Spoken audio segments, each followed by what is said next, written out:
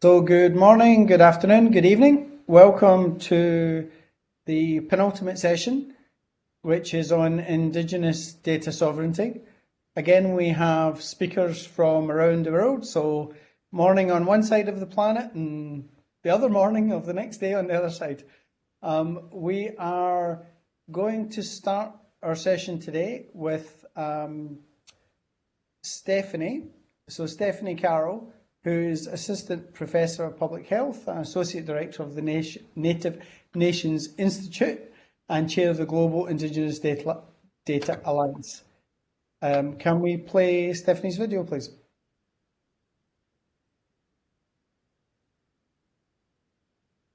Sidak Atnakastan, Sidak Stephanie Carroll, Tishusta Slandak Nalchina. Hello, I'm Stephanie Carroll. I'm Atna from the native village of Klutikal along the Copper River in Alaska, and I'm of Sicilian descent. I acknowledge the Tanapa Nation on whose unceded lands I sit today in Tucson, Arizona, and the Pasco Yaqui tribe whose people also steward these lands. This presentation will discuss Indigenous data sovereignty and governance.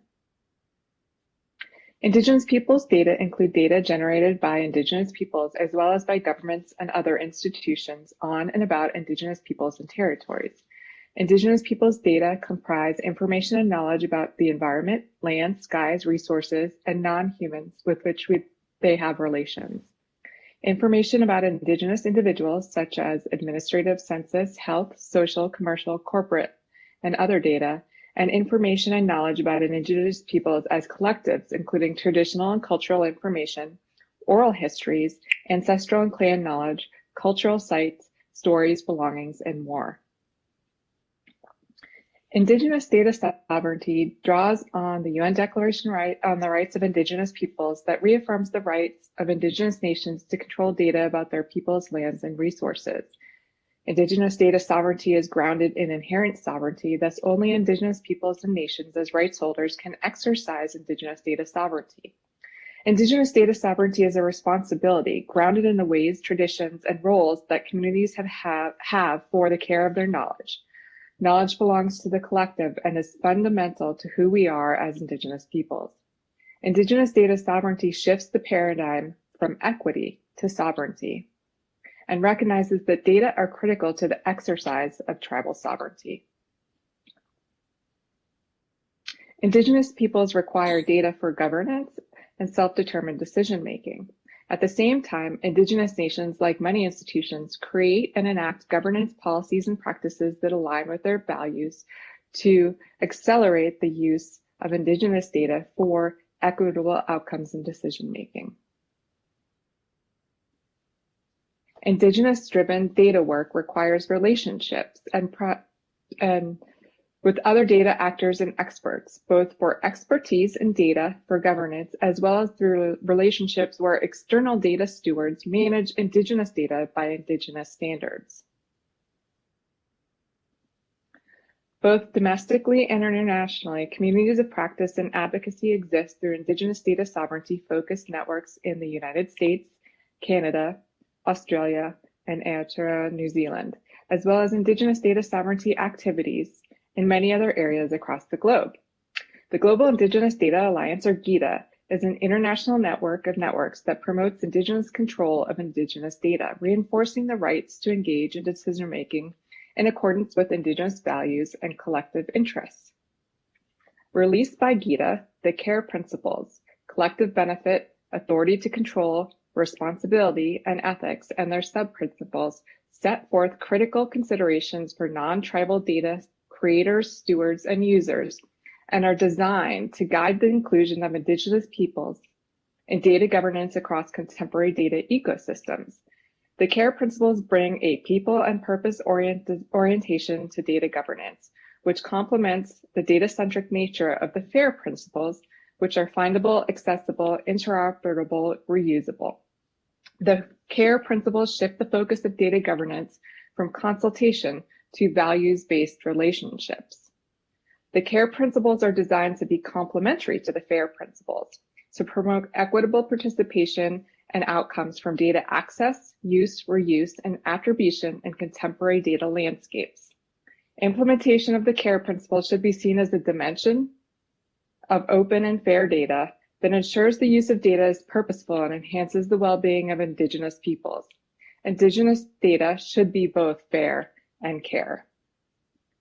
Currently, the vast majority of Indigenous data are neither fair nor care. In the critical era of open data, big data, and open science, Indigenous collections and data can be hard to find. They can be buried in larger collections, data sets, or repositories, and Indigenous data are often mislabeled, not properly attributed, and not searchable. Thus, Indigenous collections and data are not fair and do not perpetuate Indigenous provenance, protocols, or purpose. There's concern about implementing fair and care on already existing data, as well as instituting policies and practices to operationalize fair and care in the ongoing creation of new data. So we want to address both the volumes of data that already exist, as well as the vast volume of data that is created every single day.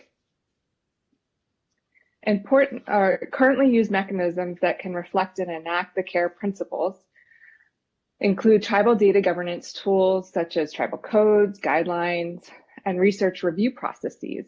Also, items that show relationships between institutions, so data sharing, memorandums of understanding, and other types of agreements, and other institutional policies and procedures such as policies that the federal government or universities or research repositories set out. Labels and notices, which are mechanisms for Indigenous communities to engage with cultural and research institutions to manage their rights over property and knowledge, are also another type of tool. But more tools are needed, as well as methods to assess and evaluate how these other institutions are enacting the care principles. There's much work to be done. Importantly, care needs to be applied across the data life cycle through laws, institutional policies, and ethical changes, and in durable changes to data infrastructures that persist throughout the data lifecycle. I encourage you to listen to the other talks and lightning talks to learn more about data and research governance efforts related to Indigenous data sovereignty. Thank you and have a great day.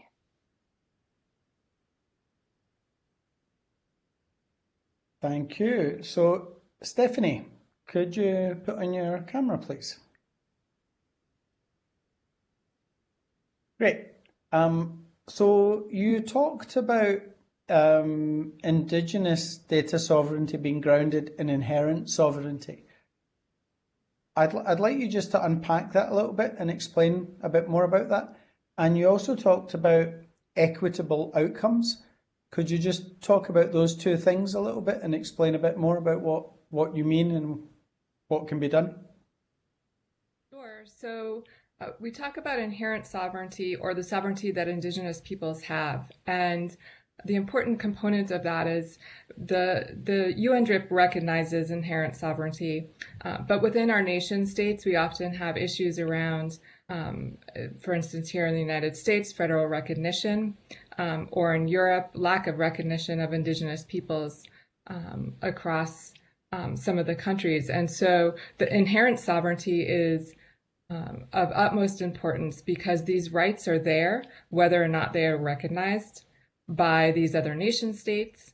And so those are the grounding and allow for the movement and the action to happen and to enact Indigenous data sovereignty through both data activities as well as governance of data. And so working for that, moving towards having the information that Indigenous peoples need for decision making, including their own knowledges, but also external knowledges and data, and also figuring out how Indigenous peoples themselves want to care for that information and what types of protocols are necessary.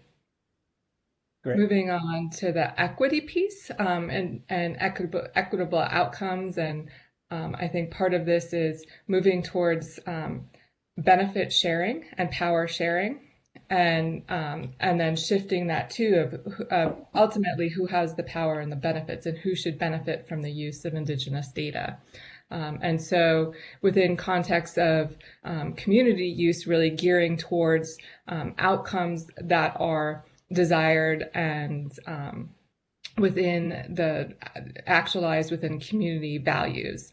and externally thinking through what are mechanisms or tools to use to ensure that there are outcomes, benefits that are aligned with Indigenous values, right, and aligned with Indigenous needs, that also allow for access to whatever might happen from commercialization on Indigenous terms, or any type of, I think here, there's a lot of movement around precision medicine. How do we move towards inclusion of Indigenous peoples as not active participants, but as decision makers at the table, so that we can have our data and our peoples and our desires reflected in the movement. And some of that has to be linked to, when we talk about precision medicine, how do we redirect those relationships so that we build trust, and that we think through what as I said before, any benefit sharing that needs to happen, but also working towards what we want to see happen in the systems that will put into action any sort of precision medicine in this example that comes out of it. So we don't have these networks or these resources and communities a lot of the times who will be able to provide those services. So what are the outcomes we're looking for there, and how do we leverage not only the data but then also the policy actions and the resources to make that happen? So just kind of picking up on the network point, you talked also about network of networks, and I'm intrigued. GEO, the Group on Earth Observations, has had open data sharing and data management principles for a long time prior to FAIR, and a number of people who have been involved in FAIR have also been involved in the GEO open data principles.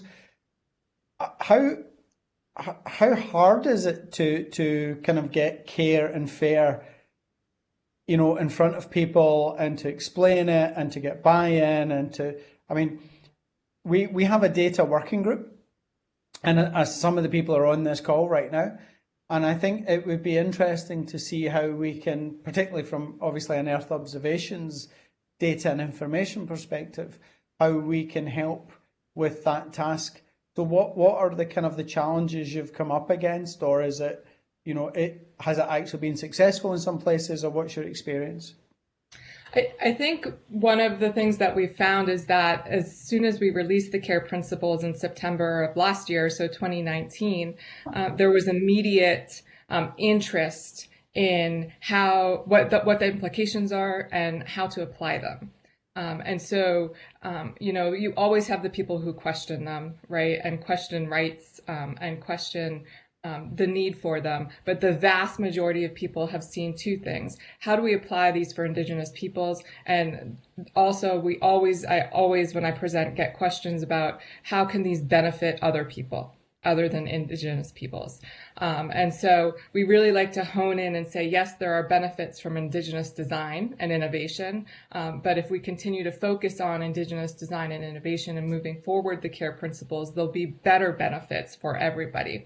And so some of the networking and opportunities and challenges really are of not having the resources to go ahead and do that. So the people and the money to enact all of these. And so I think of within your GEO Indigenous Alliance or the GEO Alliance more broadly, how do we make connections so that some of the top activities that we're doing around implementing and operationalizing the CARE principles we can explore with you. And so that's not only the high level thoughts of how do we implement their CARE principles in general, but some of it is working through use cases. So what are opportunities to collaborate around use cases? For instance, we'll hear Maui Hudson and Jane Anderson talk about the TK and biocultural labels. So what might be some use case opportunities there within your alliance? But also we're doing work around repositories. And I think the other opportunity is to identify what are some issues or challenges within GEO that you might have that could inform some of the broader thinking about implementing the CARE principles. Thank you. Very comprehensive and really nice ideas for collaboration there. There's a couple of other questions for you on Slido. If we have time at the end, I'll come back to them. If not, you might want to just have a look at them yourself. So thanks, Stephanie. So Stephanie almost introduced our next two speakers, so save me a bit of a job. We now have Jane Anderson, Associate Professor and Global Fellow in the Engelbert Center for Innovation in Law and Policy at NYU, New York University, and Maui Hudson, who's Associate Professor and Director for the Te Kotai Research Institute at University of Waikato in New Zealand. So if we could play that video, please, Rick, that'd be great.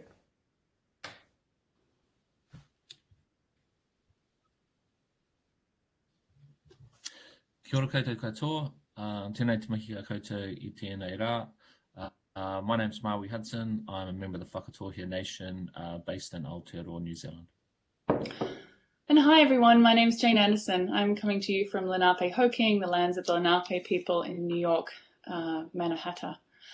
We're going to talk to you a little bit about the traditional knowledge and biocultural labels and notices, just following on from where Stephanie left us with the previous talk, thinking through particular ways of operationalising the CARE principles and Indigenous data sovereignty. The traditional knowledge labels were established in around 2010-2012 as a particular kind of tool for Indigenous interests, recognising the problems that Indigenous people have around legal ownership of collections and data. They're digital tags that are machine readable, and they're really about creating persistent provenance information for Indigenous data, as well as establishing community control and definition through customization.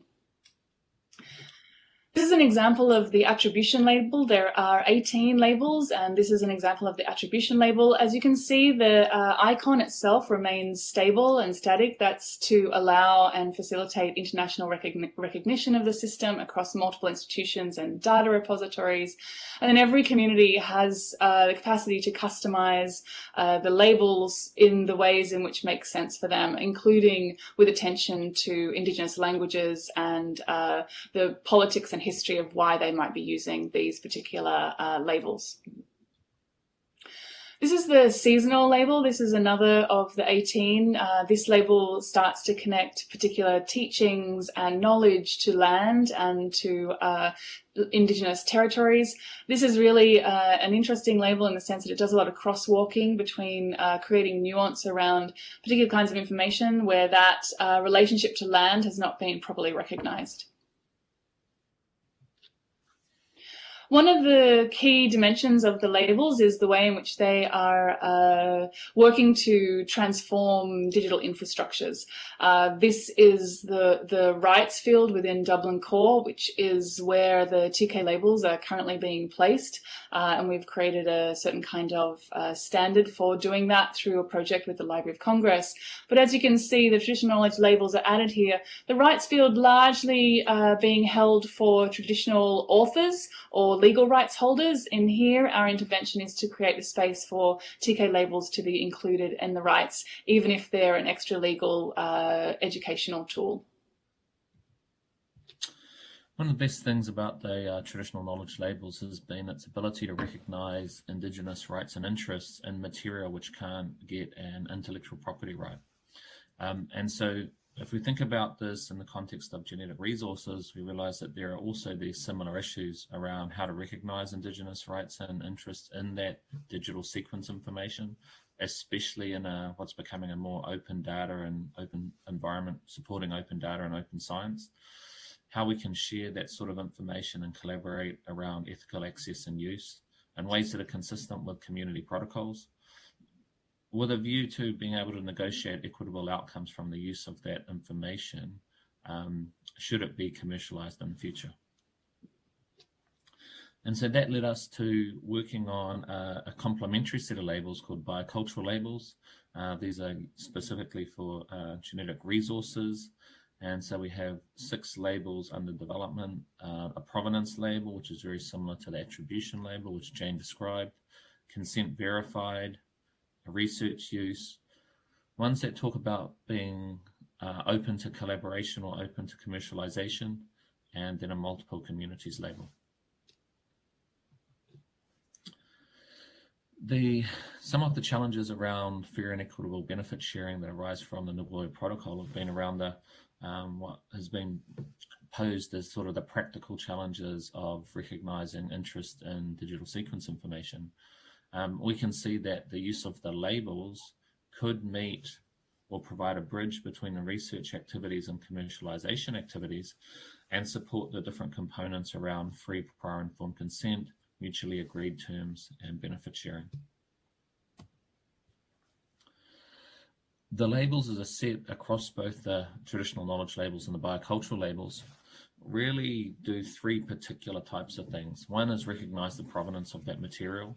Another is speak to what the approved purposes are for future use.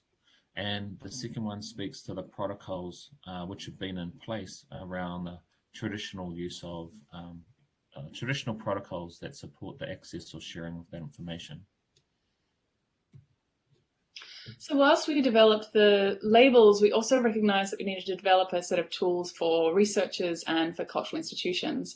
So we established the notices. We have a traditional knowledge notice, a biocultural label note, a biocultural notice, and 2 notices for cultural institutions, open to collaborate and attribution incomplete. The notices are really about supporting transparency and integrity in research and really trying to help create the conditions for Indigenous data to be fair moving forward. This is just an example of one of the cultural institution notices being used in GEO, which is a metadata database for geological and genetic sequences. You can see down the bottom, they've got it on their front page, the Open to Collaborate notice, really indicating that they're willing to do the work with Indigenous communities to properly add labels and to add the correct metadata. And this is an example within GEOM around adding a traditional knowledge notice. This is where you can see some of the controlled vocabulary for just adding this when a researcher adds their metadata into GEOM that then travels across different repositories.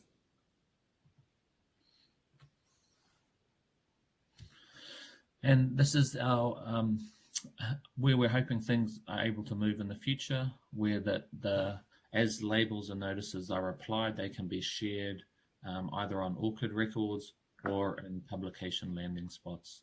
And we think this will be a great way of demonstrating some transparency around research practices, or around appropriate research practices throughout the broader research ecosystem.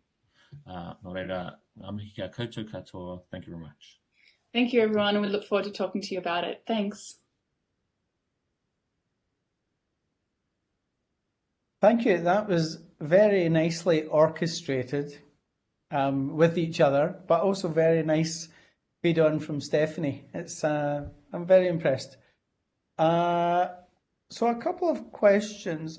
First of all, I just want to let everyone know in the live stream that if you go to slido.com, slido.com, and put in GEO Indigenous Summit, you can put questions in there for the speakers. On the first time you spoke about, you mentioned 18 labels. How were they chosen? How were those initial labels chosen? So the labels have been developed with Indigenous community partnership over this long period of time. They originally began in 2010 and then they became part of a standalone platform in 2012. And so just through community iteration, responding to concerns around missing names in archives, concern around missing metadata, concern around how material should be shared, particular protocols around use of materials, some being used by particular members within a community, not everybody. So really nuancing out these ideas of openness and what that means. So the labels, all 18 of them, have been developed with community partners. And so that's how we arrived at the 18. Our last one that we developed was the clan label. And that really came out of working with multiple communities who needed that kind of level of specificity around particular knowledge and how that was going to be shared. Great, great. So Maui, I see on the clock behind you, it's now 5:30 a.m., so you should be wide awake to answer a question.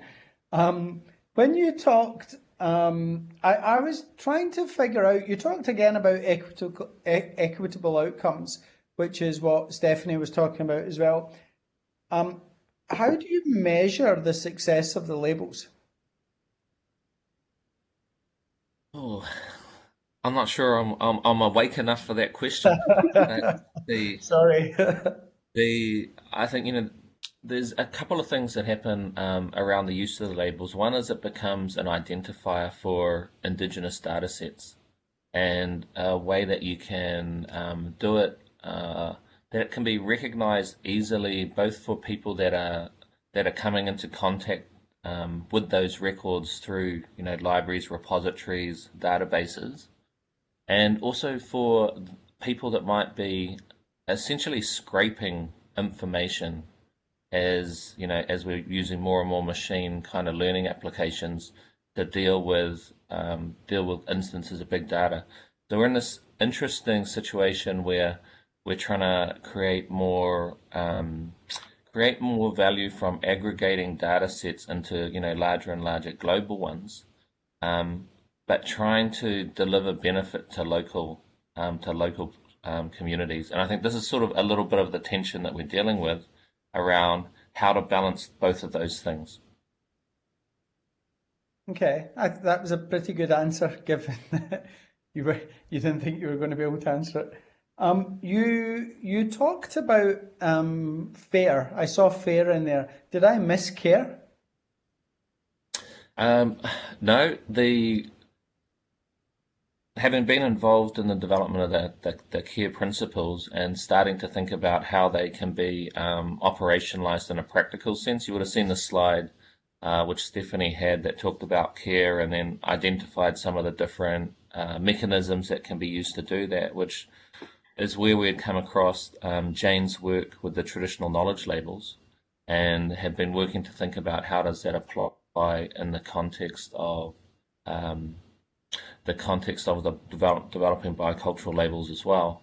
And so there's a couple of things which I think the labels do very well by creating some transparency around the relationship that community has with the data set.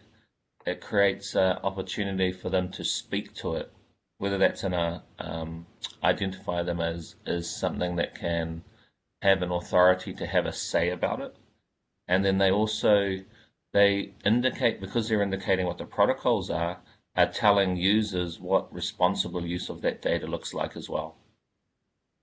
Okay, so we have a question on Slido. I'm not sure if it's specifically for you both, but I'm going to throw it to you anyway, and maybe I'll give you a break, Maui, since you've just answered something.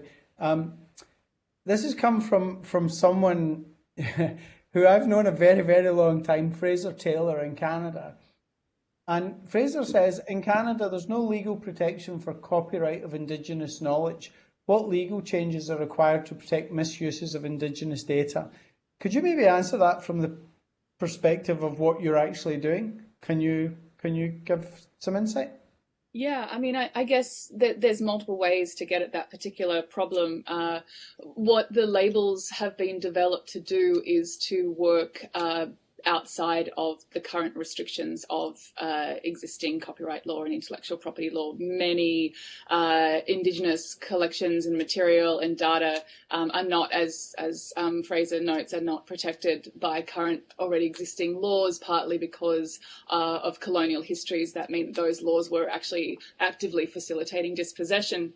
So our intervention is actually much more of a kind of extra legal in the sense that it's operating outside already existing laws and much more of an educational mechanism. And this allows us to be free of a certain kind of jurisdictional problem.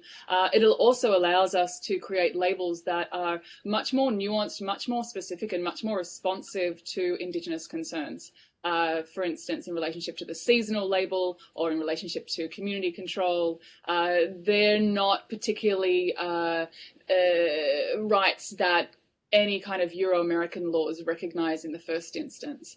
So in terms of how we, and then as Maui had already said, a lot of data and a lot of open data isn't protectable by IP law either. And so here the labels are an intervention that can actually speak to all spaces around Indigenous data and allow for Indigenous data to have proper information that is connected to it as it travels across multiple platforms and as used by third or fourth parties, continuing to maintain a connection back to Indigenous communities and back to Indigenous interests. And I would just say, I think what's also important about the labels is how they do support making Indigenous data fair. If Indigenous data can't be found, Indigenous data sovereignty principles around control and governance become very, very difficult. So in that sense, the labels are doing work both at helping make Indigenous data fair, but also operationalizing care. And so they're doing a lot of lifting there to support both the principles and the practice around the circulation of Indigenous data. Thank you. Maui, just one final question for you before we move on. You talked about unique IDs, and one of the things we're doing here is we're building a knowledge hub, which will take DOIs, digital object identifiers. What you showed with the orchid in nature, I presume we would be able to get those DOIs, and we could use those in the system that we're building. Yeah, so just at the moment, that's what's being created. We're working with the developers of GEO. So they're used to dealing with metadata from across the globe, and looking at how we can align it and create IDs that are connected to the labels, so that both allow them to be located within different databases in different places, but also can be updated by the communities and use an API to ensure that the information or the metadata associated with the labels is up to date wherever it is. It's all about the API. Okay, fantastic. So I'll let you go back and have a wee snooze, Maui, and we'll move on to our next speaker. Thank you very much to both of you. Thank you. So yes. The next speaker, I think we still haven't seen Dominic. So I'm going to move on to Thomas Kinot, who is the Geoscience Project Director at the College of Menominee Nation Sustainable Development Institute. Can we play Thomas' video, please?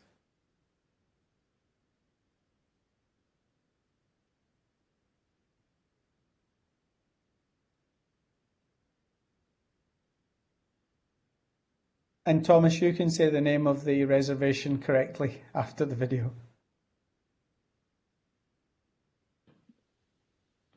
Poso Mauni Wiok, Owasana Wiswin, the Tota Makana, Umatnamade Shikanishnaabe Natawam, Nahawanit. Hello, everybody. My name is Thomas Kinot Jr. I come from the Turtle Clan, and my mother's clan is the Great Blue Heron Clan. I'm an enrolled member of the Menominee Nation, and I'm also the Kudere Ojibwe. And I'm currently presenting to you from the traditional lands of the Dakota Oyate, also known as Minneapolis, Minnesota. Just real quick, I don't claim to be an expert on this subject. I'm just humbled by the opportunity to present and talk with you folks today. I'm currently serving as the Geoscience Project Director for the College of the Menominee Nation Sustainable Development Institute, also known as SDI. The College of Menominee Nation is a tribal college. Today I'm going to present on our data sovereignty effort, which is a work in progress at the tribal college and within the community. College of Menominee Nation Sustainable Development Institute is located on the traditional homelands of the Menominee. It is located in the state of Wisconsin of the United States on the Menominee Indian Tribe of Wisconsin's reservation in the Great Lakes region. Menominees have originated and remained in this region since their beginning. Menominees were in the region when the glaciers were still intact, 10 to 20,000 years ago. So there's a lot of knowledge and data that exists within the community and the language of the tribe. In these images, we can see the tribal reservation and the shape of it. I would direct your attention to the photograph in the upper right-hand corner. You can see the tribal reservation. It is a densely forested ecosystem that is contrasted by the agricultural fields in the surrounding area. The College of Menominee Nation Sustainable Development Institute is a boundary organization, which means we help to connect tribal organizations, particularly the Menominee Indian Tribe of Wisconsin and the College of Menominee Nation, to research institutions and other organizations. SDI works in research, practice, outreach, and education in various thematic areas, while also being guided by Menominee values. SDI utilizes a theoretical model of the sustainable development in their work, which the basic premise of this model is maintaining the balance and resolving the tensions between the 6 dimensions in this model, pictured here on the right. So here's a quick overview of the current data sovereignty effort at CMN and SDI in relation to the Menominee tribe. Our data sovereignty work is still being hashed out and developed. We're looking at ways to align CMN SDI data practices that abide by the tribal laws, especially when studying and sharing culturally sensitive information with stakeholders. As you can see, there is not a formal process for the data. We're working to figure out ways to make this informal process more formal, such as creating a binding agreement or understanding amongst the 3 institutions. Throughout the years, we have compiled data from various grants and research projects in the areas of tribal forestry, climate change adaptation, food sovereignty, and other areas. Although we are an Indigenous entity, we're similar to Western institutions in that we don't have a data sovereignty model in place currently. We just store our data in special collections at the library or on a gig stick somewhere, rather than making that data more available for community use and decision makers. For example, we have one particular research project titled Here, which looks at 12 forest understory plant species and follows them throughout the growing season to see what the impacts of climate change are on the species. The cool thing about this project was it was done indigenously throughout. From the research design to the methods and protocols to the analysis, we had Indigenous scientists, botanists, and interns who helped with this project. The plants were chosen, so no culturally sensitive plants were selected or studied at the request of the Menominee community. We visited the plants each week to check which phenophase they were in rather than collecting data from the plants. With the data and results from this project, we can utilize the information and make it available for tribal forest managers and other tribal natural resource managers to better inform decisions at the tribal level and across the Great Lakes region. Hence the need for the creation of our own data sovereignty arm. This in turn will enhance tribal sovereignty. So just some next steps. Currently, we're working with the College of Menominee Nation Institutional Review Board to see how we can get that to better function with the Menominee Tribe's law on external research. Like I mentioned before, our data sovereignty effort is a work in progress. And then some other steps that we could take, just borrowing from the previous presenters' concepts. We can create a data arm at SDI to better formalize the dissemination process and make available the implications of research to the community, Tribal Natural Resource Department, and other tribal organizations. We can find ways to embody the interdependence of nation rebuilding and data rebuilding.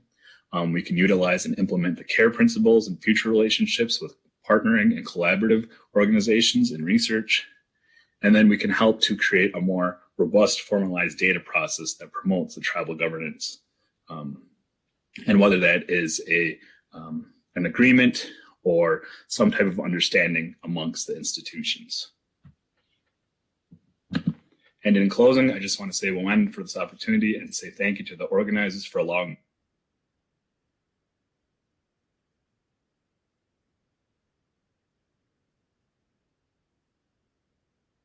Great, thank you. So Thomas, you're there.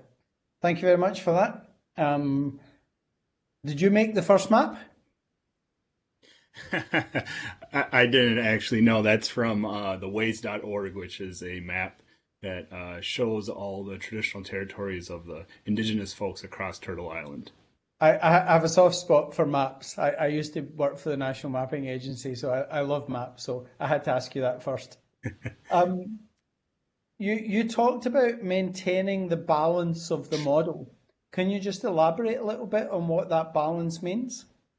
For sure, yeah. So like I stated in the video, the theoretical model of sustainable development is a model that's based off of maintaining the tensions and or I guess maintaining the balance and resolving the tensions between the 6 dimensions. And that really comes from the Menominee values and the standpoint of the Menominee history. So it's really it's unique in that we really try to with every decision that we do, we try to maintain and look at the sustainability component of it, where we try to maintain not only the 3-legged stool concept of the social, economic, and environmental aspects of it, but that there's, additional concepts also introduced into that. So hopefully that answered your question. It does. When you talk about sustainable development, do you look at things like the UN's 2030 agenda and the Sustainable Development Goals? A little bit. So our concept of sustainability is informed by our Indigenous lens, the Menominee values, and something that I kind of left out in the video because, again, I only had 6 minutes, was the context.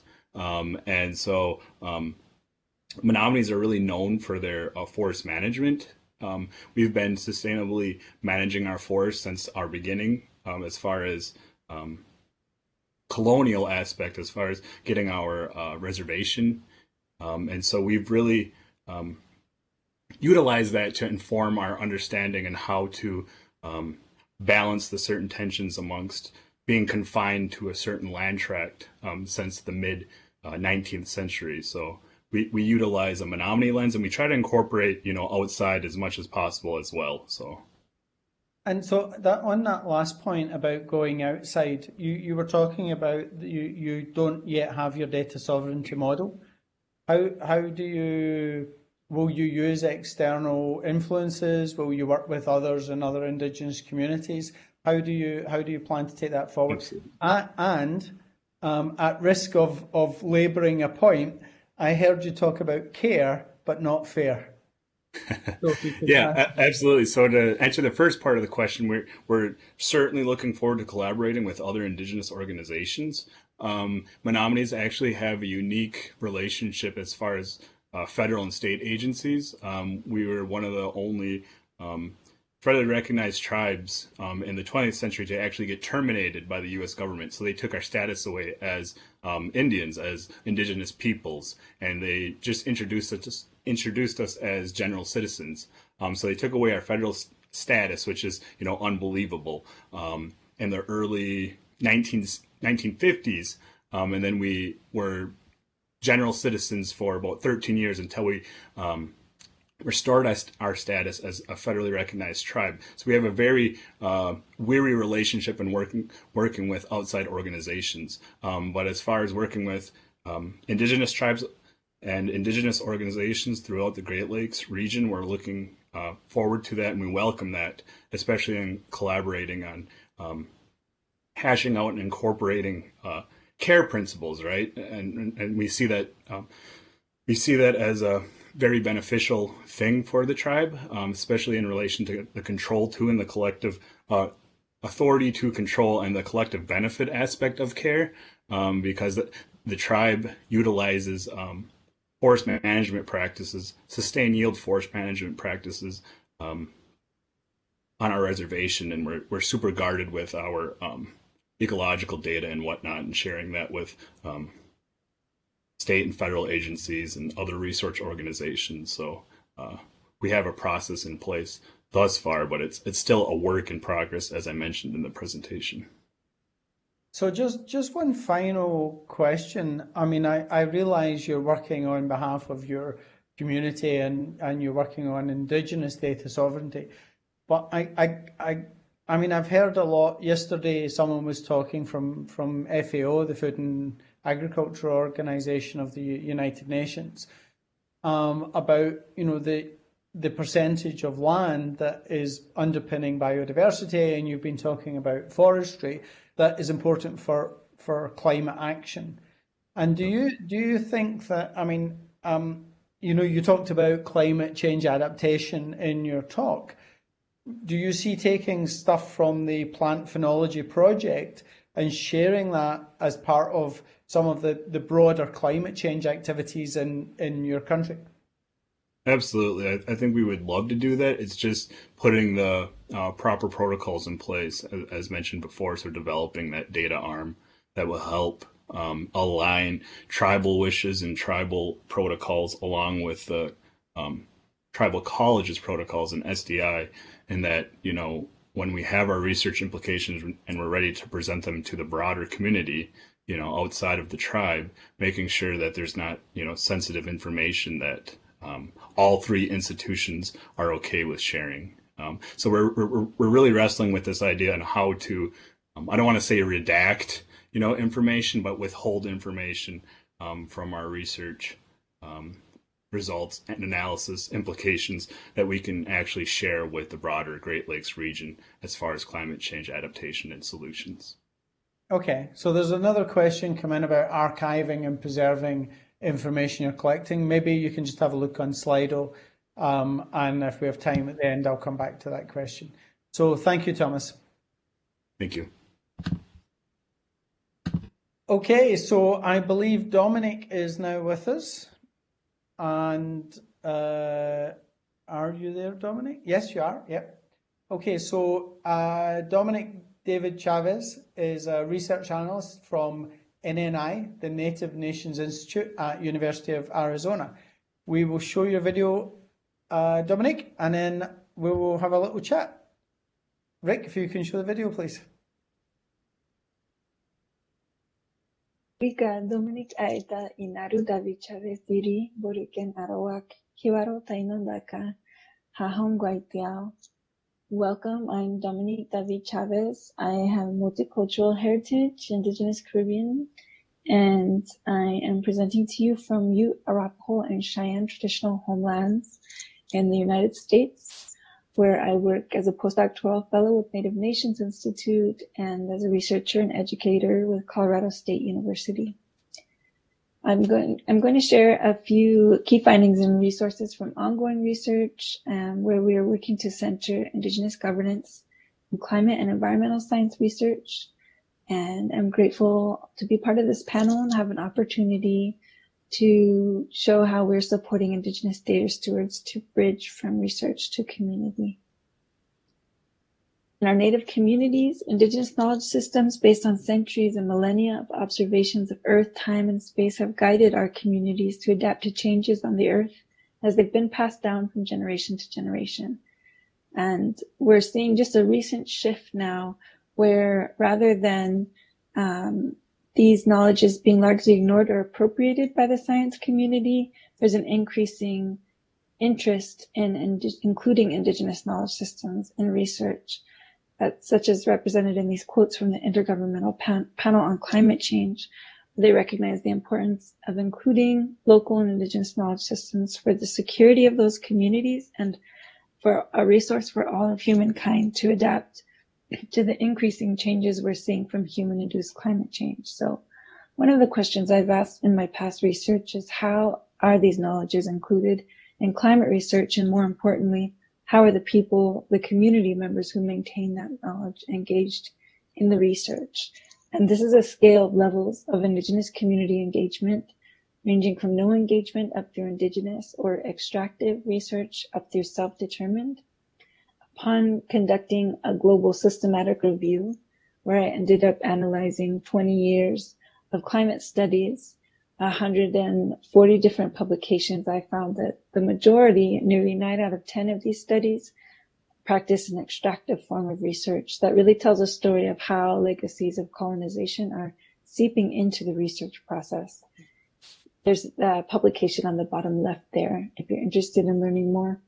Yet there are a handful of studies and numerous grassroots community efforts that live on this end of the scale. And so I'm curious also what resources we have to guide self-determined research where we can uphold Indigenous data sovereignty through every stage of the research process. And this scale really looked at who held authority and governance in that research process.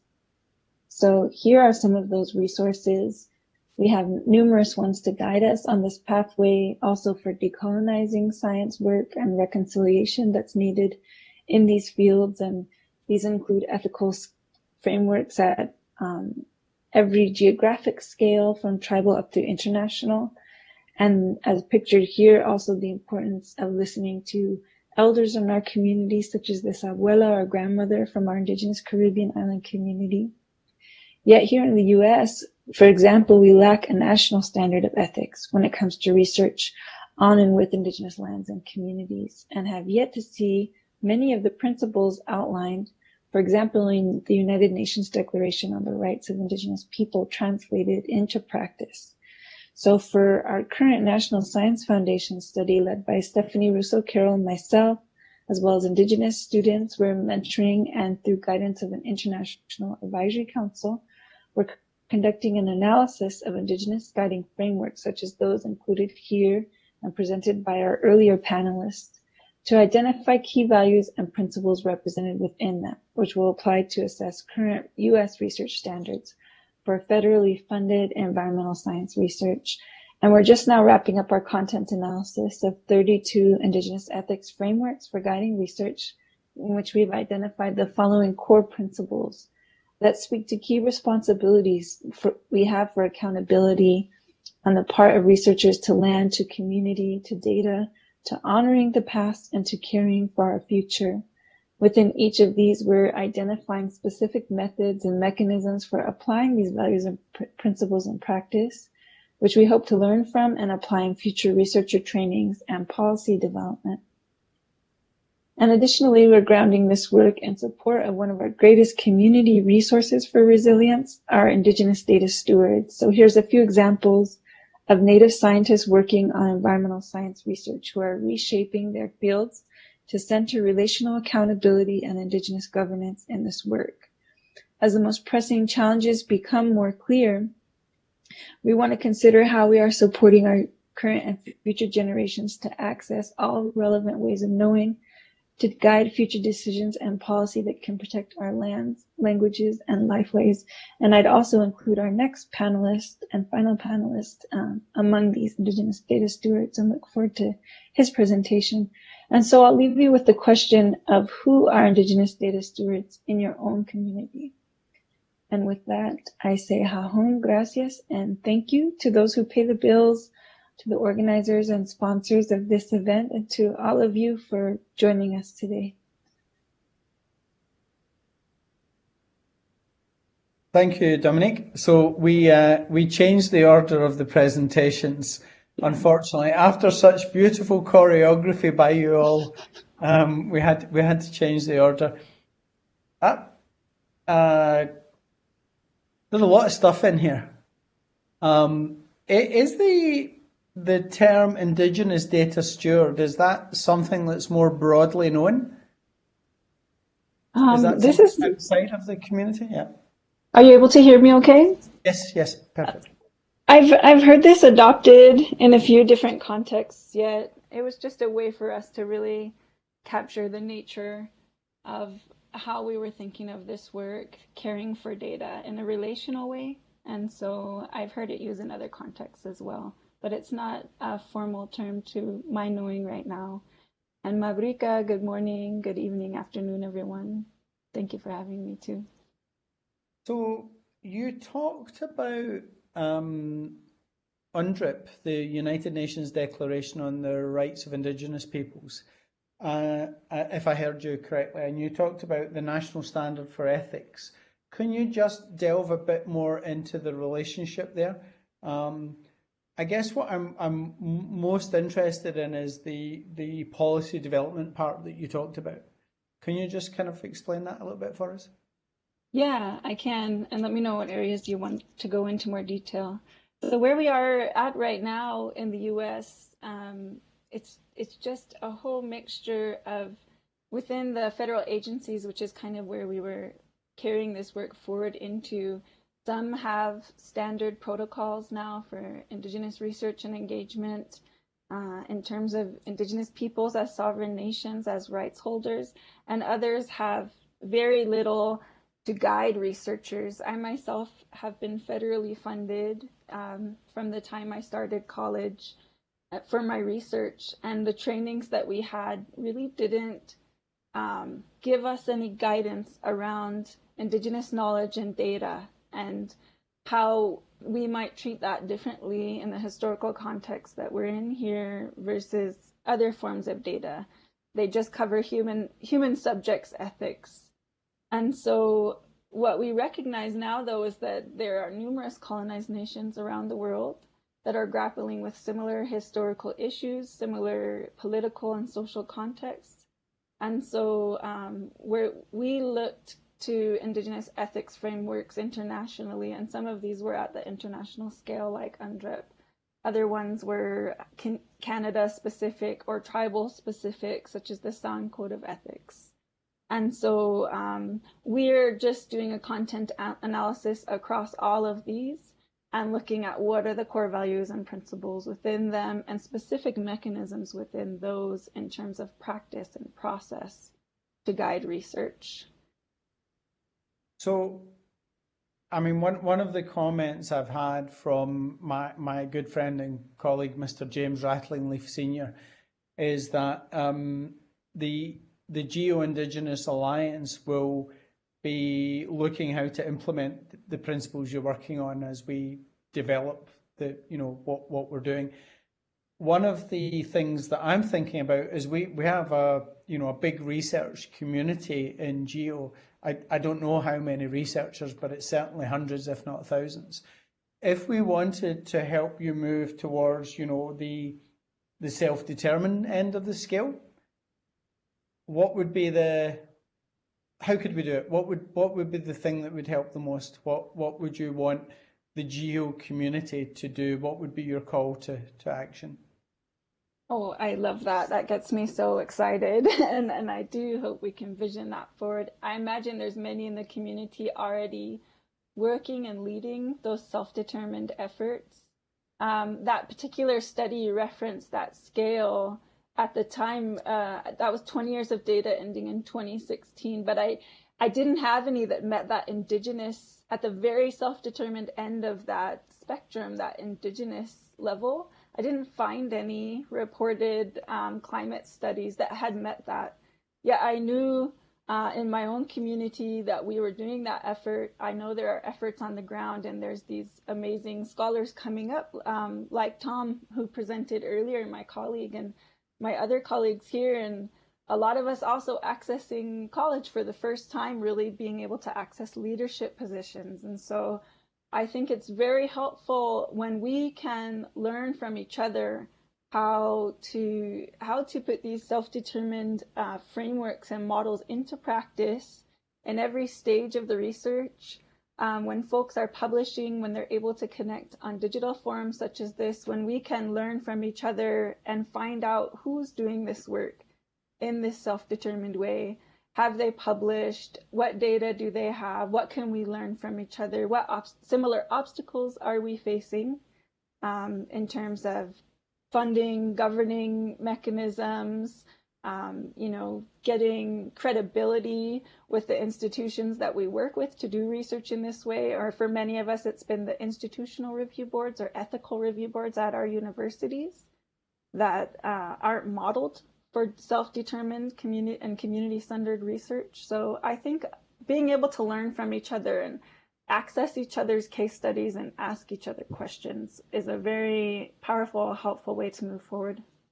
Okay, so I'm going to stop you there. Can we have all the other speakers just switch on your camera a second? I think what I'd like to do, Dominic, is since you're all choreographed and you obviously all work together so well, is I'm going to challenge you, and this is a challenge I've just undertaken. I'm doing a course at Cambridge University just now, and the challenge is to write something succinct, something concise for the GEO blog. So it's 500 to 600 words. If you can somehow connect the way you've all connected this afternoon and give us something that says call to action, we'll help you promote that through the GEO community. And the GEO Indigenous Alliance, I don't need to ask them because they're on the call and I know they'll support this. So give us something that we can help support you with, that we can put out. We will put an event summary. We'll do a write-up of this and you can feed into it, and that will be much bigger. But if you want to put something out, quite concise, quite succinct, that we can put out to see how we can move down that scale, then we're happy to help you do that. So we've run out of time. Thank you very much to you all. I'm really, really impressed that you all choreographed. It was very, very nice. Nobody's ever done that for us before, so that was fantastic. And enjoy your morning, your afternoon, and I guess you're going back to bed, Maui, or whatever you're going to do. Thanks again for joining us, and we'll keep in touch with you going forward. Thanks a lot. Ta-da. Thank you. Okay, so now we are going to move on to the lightning talks, and you'll be pleased to know you don't have to listen to me anymore. I'm going to hand over to Yariwo Kitio. And I've been practicing that, Yariwo. So over to you, and I'll let you take over. Just to remind people that there is still Slido. So if you go to slido.com, slido.com, and put GEO Indigenous Summit, all one word, you can put questions in there. Over to you, Yariwo. Thank you. Thank you, Stephen. So I'm really excited to be here. I'll just jump right into it. My name is Yariwo Kitio, as Stephen mentioned, and I work as a co-founder and lead strategist at Women in GIS Kenya. So I think I'll just start off by introducing the first speakers, and that would be Maria Baron Paloma and Grace DeLee, and they're both co-founders and partners of the Resolve Conservation. I think I'll just you can listen to their video, then we can have a discussion around that. Rick?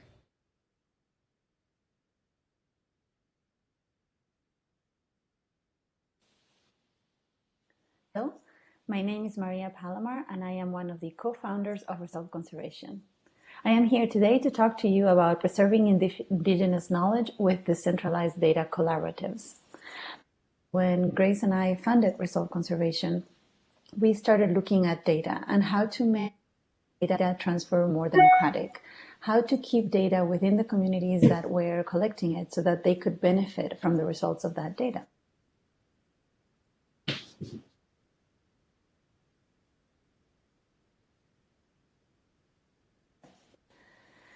The way that data works now is that communities collected, and data could be any type of digital file. So it could be storytelling, images, GPS location, environmental data, whatever it is that you are collecting. The communities would put them in a digital format and eventually transfer them to a larger institution that had the resources and the capabilities of storing that data and sharing that data. But in the process of doing so, they would lose data ownership, because there was no way to trace this data. There was no way to know who had put that data in there and if the data had been changed while in there. These larger institutions like universities and government agencies can be more susceptible to things like hacking or political pressures or censorship. And what it results in is that the communities lose the contact, lose the sovereignty over their data. And this also takes away some of their leverage for getting funding and other things that they would need to collect more data. So what we're looking at right now is we're looking at using decentralized technologies. This is the same technology that they use for blockchain, Bitcoin, and all those things that you've heard maybe of in the news. And what we do with this is we create these data collaboratives. Communities come together, become part of that collaborative, and create the governance for that collaborative. So they become the owners of the collaborative. All the data that is collected is stored within the collaborative. And they also become the people in charge of making sure that the data is being used according to the governance that they created. What happens with this data is that it becomes permanent. Once you put it in the blockchain, the data can never go away. And also you are able to trace the whole life cycle of that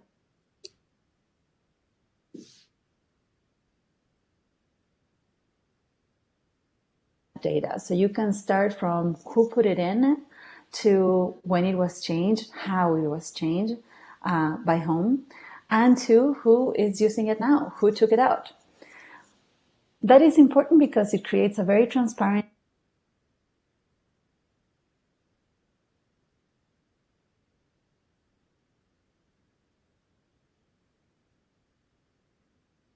process where you can not only understand where the data is coming from, but also know who you need to ask for permission to use that data. It creates an increased community engagement. It creates an opportunity for the communities that collect the data or that create that data to be responsible for how that data is used, to keep their sovereignty over that data, and eventually to share it in the way that they see fit, to share it under their terms. That is why we think this technology would be extremely useful for preserving Indigenous knowledge, and we would love to talk to you a little bit more about it. So if you have any questions, please let us know. Thank you.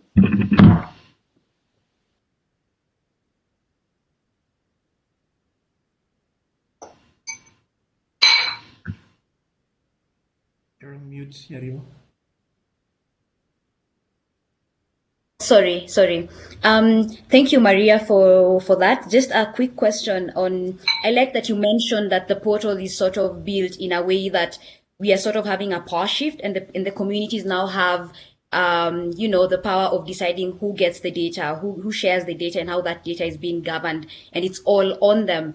I think I'd be interested to know, do you mind just talking about how eventually this syncs with the outside environment in terms of this ecosystem you're creating, and how does this eventually trickle down to decision makers? How does this trickle down to government? How does this trickle down to policy from that same collaborative ecosystem that you're creating with communities? Maybe you can talk about that particular collaboration and how it works.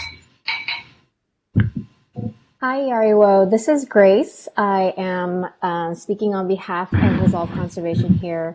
So thank you for having us. I just wanted to mention that I'm currently calling in from the ancestral lands of the Seminole people, otherwise known as Southern Florida. So the data can actually be shared in any way possible. Once the data collaborative has been created and the governance has been determined, everybody who is part of that data collaborative can decide with whom that data is shared. So the data can be shared with any decision makers, any government, in whatever way the collaborative decides is appropriate. But because the data is being held by the community members, the data, it's a vehicle for data sovereignty. The data is no longer held by institutions. It's not being held by federal government. You can decide to stop sharing data if you like. And the other thing you can do is you can see how the data is being used. And so if your agreement is that the data is being used in a certain way and it's not being used in that way, then you can see who has accessed it or who has changed it. And so it really returns control of how that data is being used and who is using it back to the community members. Thank you. Maybe just one more. When you're talking about this data, do you mind elaborating on the themes that you currently have and the data that the system is what we currently have, and what determined what themes you should prioritize first before trickling down? Because normally there's natural resources, there's cultural data. Do you mind elaborating on currently what the hub has and how that will grow to other themes, and what influences what data goes there, and what agency with the themes that you're creating within that particular collaborative system?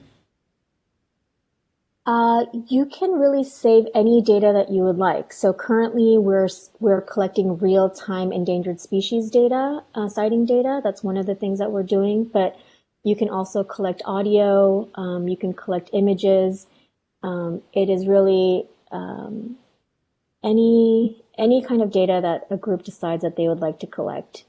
You can also put specific restrictions on it, so data can be shared instantly, it can be shared after a specific amount of time. You can decide who accesses your data within the governance group. So it really is whatever the collaborative decides that they would like to share and what kind of data they would like to collect.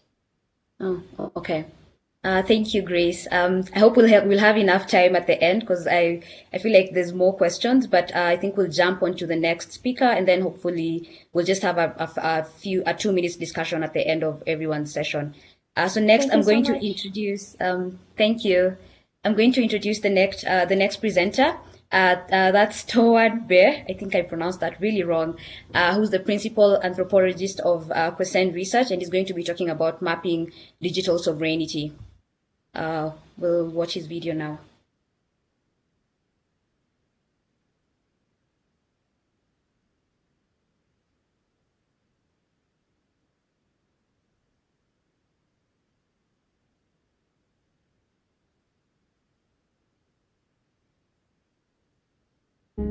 For Indigenous nations, digital provides new opportunities for control and ownership over land use and mapping data. With Indigenous-owned data governance, digital platforms have enormous potential for sovereign decision-making about lands and waters. Anthropologist Toa Bear is the principal of Crescent Research and Media. Crescent Research and Media is a company based in Victoria, British Columbia, and we work with Indigenous communities and nations across Western and Northern Canada. Our tools and capacity building provide support in many research and consultation processes, especially as it supports decision-making related to land and resource management decisions and consultation with provincial and national governments.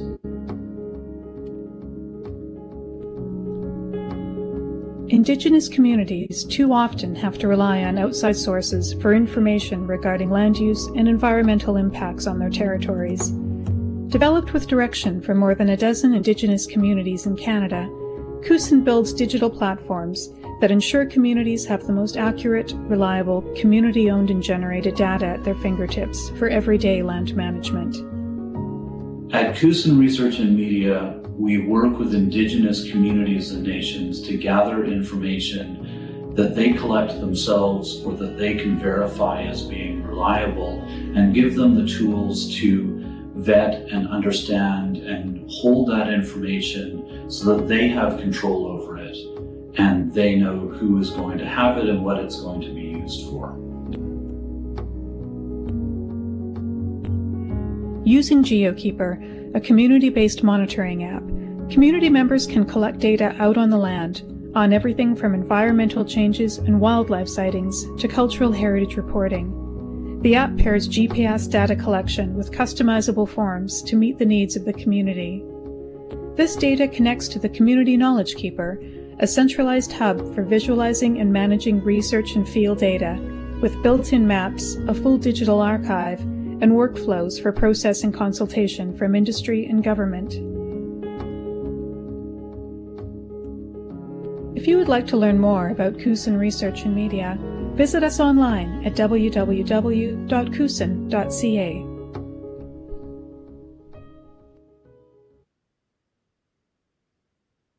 Thank you. I think I'll just start by, I'll have one question, and then after that I'll just have, him talk about maybe his name. I think I pronounced it wrong, so I'll try not to pronounce that. And then maybe we can start with that. And then after that, I think I'll ask one question. Do you mind, maybe you can unmute and just pronounce your name correctly. Then maybe I can be able to pick up from that. Can you hear me? Yes. Great. My name is Toa. Toa. Okay. Okay, great. So thank you, Toa, for that presentation. I'm really excited about the application that's just been showcased, GeoKeeper, and the data that it's able to collect. I think I'm just would be curious to know, normally when it comes to data collection, the workflows would be different depending on the level of involvement with communities. Maybe you can briefly talk about what that took to just ensure that there's building of trust with both parties, and at the same time, the application benefits the communities really well. Do you mind talking briefly about that workflow and what it took to just set up everything and having the community buy into it, and for them being part of that completely? What did that take, and what did that look like? Yeah, so it's taken a long time to build relationships with Indigenous communities, and in some ways, because we are a private company that works only directly for Indigenous communities and nations, in some ways it simplifies things because we are on legal contract and hired by Indigenous communities and nations directly. So we don't have any other research priorities. We are only there to support them in the work that they want to do and the research that they want to do. We don't publish papers. We don't do anything that's not directed and actually paid for by the Indigenous communities and nations. Okay. And also for I've realized that when it comes to the portal that now has access to some of the data, like the traditional species and some of the important data that is being posted to that particular hub, to what extent do these communities have a say in? Is there like legal binding in terms of what the private company is doing and what the communities are signing up to, or is the agreement just word of mouth and agreeing between communities, or do you actually have binding documents? Like, what does it take if someone wants to venture into that, maybe for research or to just empower communities and help them collect data with applications like GeoKeeper? What does that take legally? Do you have binding contracts with them or memorandum of understanding on what you do and what this helps these communities to do? We have binding contracts with each Indigenous community and nation who uses our software, and they have separate installations of the software, separate databases for each of the communities or nations, and they have the control over who has access to that. So they decide who can access the data, their own data, and so it's completely under their control. Okay, and then maybe one more, which I'd be really interested to get your thoughts on, would be what does the future for this look like for Christian research and the data collection efforts that you're putting with data sovereignty and Indigenous communities? Is there a project you have or something that's really exciting you're pumped up about, and what does the future look like? What you're doing with Indigenous communities in terms of data collection and having them empowered through that? Yeah, I think at the moment, especially listening to talks this morning, I'm very excited about Nations Connect, a portal that allows the individual community knowledge keeper databases, the software that's the community-based repository, to connect with each other. And so I think following up on sorting out the protocols for how data can be shared, we know that there's quite a lot of public archives data within each of the community's databases that I expect that they're happy to share, place names data, some language learning resources that they could share amongst each other, as well as some of the scientific community-based monitoring data that they have. So I think that next step of looking at what other presenters are doing with the protocols around data sharing and working with the roughly 40 communities and nations that have our software in Canada to sort out how to implement protocols where they can start sharing, and that we design our portal around that with APIs that can connect out to a larger ecosystem of data that Indigenous controlled with protocols in place. I think that's very exciting. Oh, thank you. Thank you so much for that presentation. I think that would be really powerful in terms of just having enrichment layers from different Indigenous communities being put in to just give a whole other data observatory for Indigenous communities. That's quite exciting. I think, thank you so much. I'll go on to our next presenter, and then hopefully we'll have time to just have all the speakers have a 2-minute discussion together. So next I'm going to introduce Ramin Soleimani from the Institute of Science and Technology and the University of Barcelona, and he's going to be talking about recognizing traditional, ecological, and Indigenous knowledge in international climate policy. I'll just bring up his video.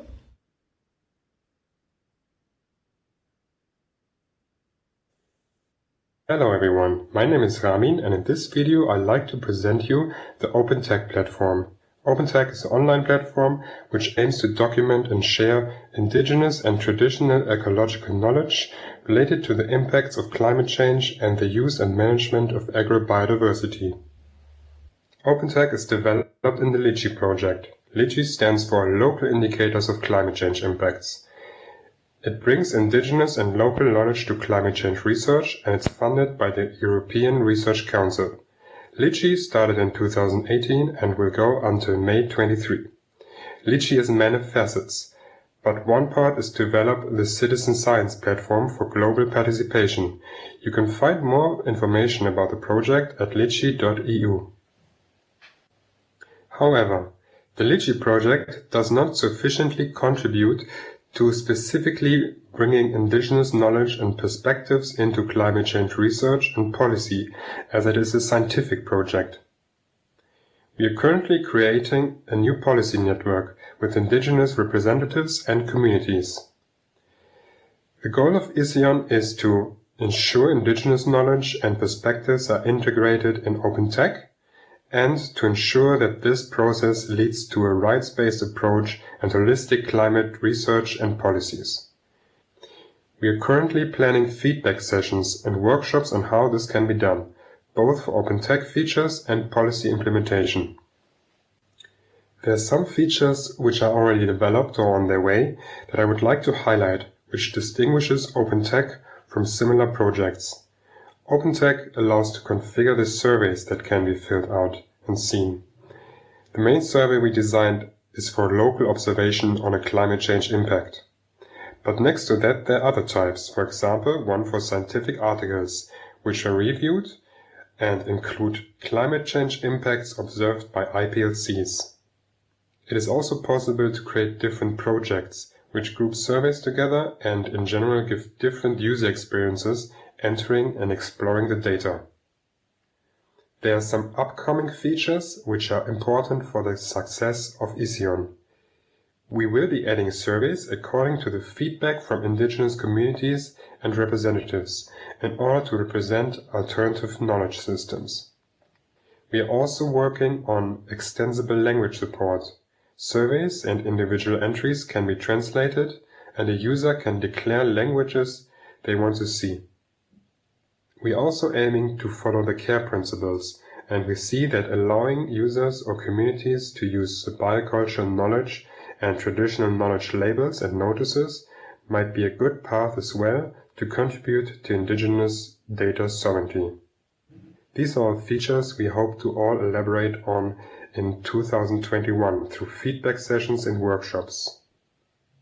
With this, I thank you for listening. We invite you to share your observations and get in touch for any questions and interest in collaboration.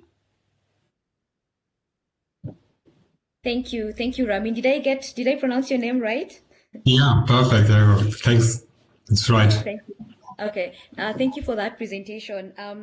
I'd probably want you to elaborate on the goal of OpenTech, where you're talking about bringing indigenous knowledge and local knowledge into climate research. How does that? Can you just break it down to just what that involves, and how do you aim to bring their knowledge into climate research? Just a brief summary. Right. Well, this part is actually this is the goal of the LICHI project. So this already happens in some ways where we collaborate with researchers around the globe who already collected. It was a bit interrupted, of course, during the virus, but are still collecting local observations from indigenous people and local communities.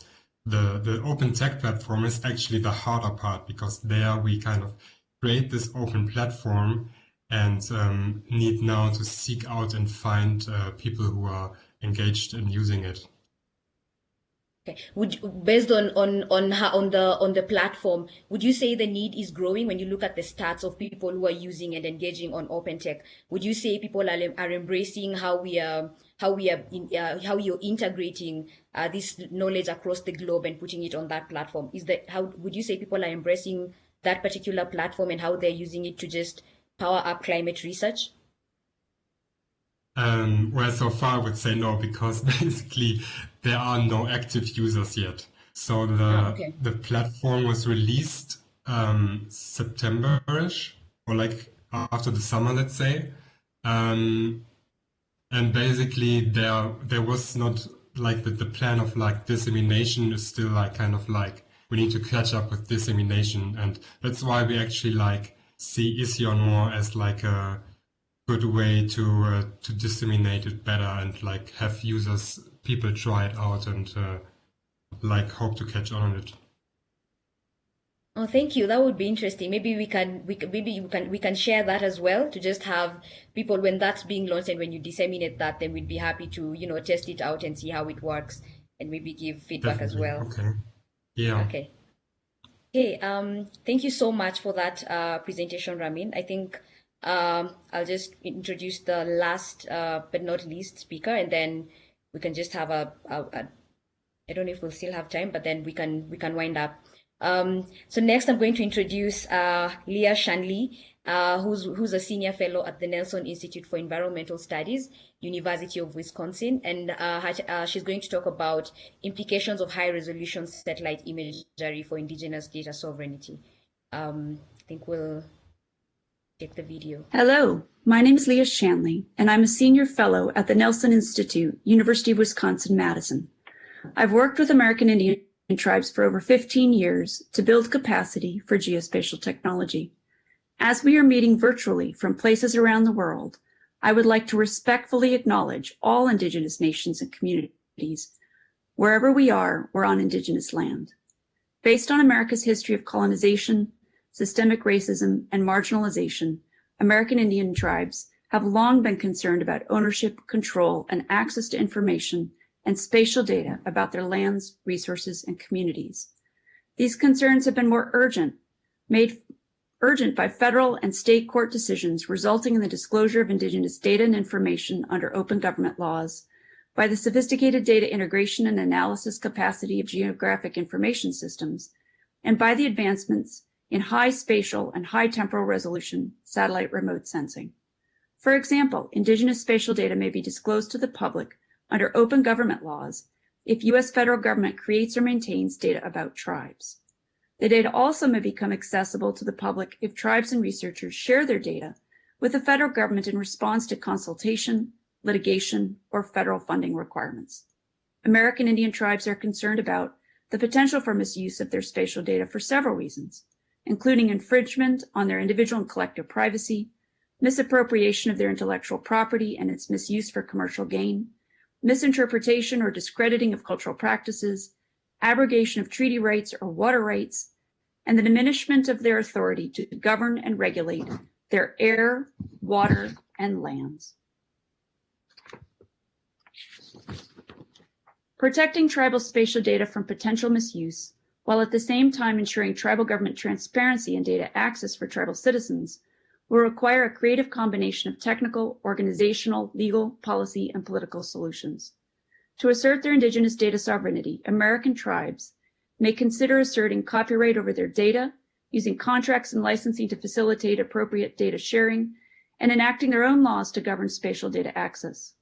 Although it would be difficult to limit access to satellite imagery of Indigenous lands, tribal governments, as sensed states under the UN principles relating to remote sensing, could make regular, consistent, formal inquiries of all remote sensing operators to assess what imagery has been collected of their territories.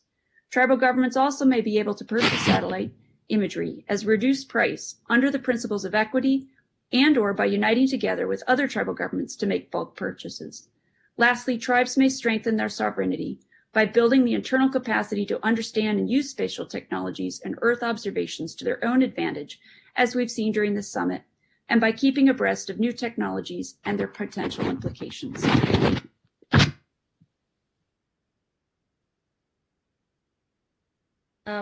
Thank you for that presentation, Leah. Maybe I'd be curious, based on what you've talked about and the role of high resolution satellite imagery.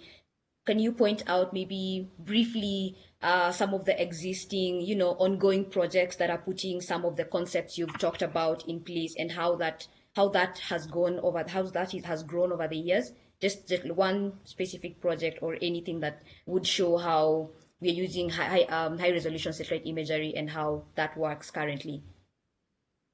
Well, I think we've heard many of those examples throughout this summit. And so I would refer back to, for example, earlier this morning, Thomas Canute from Menominee Nation was talking about the use of satellite remote sensing for forest management. And they've got a magnificent old growth forest.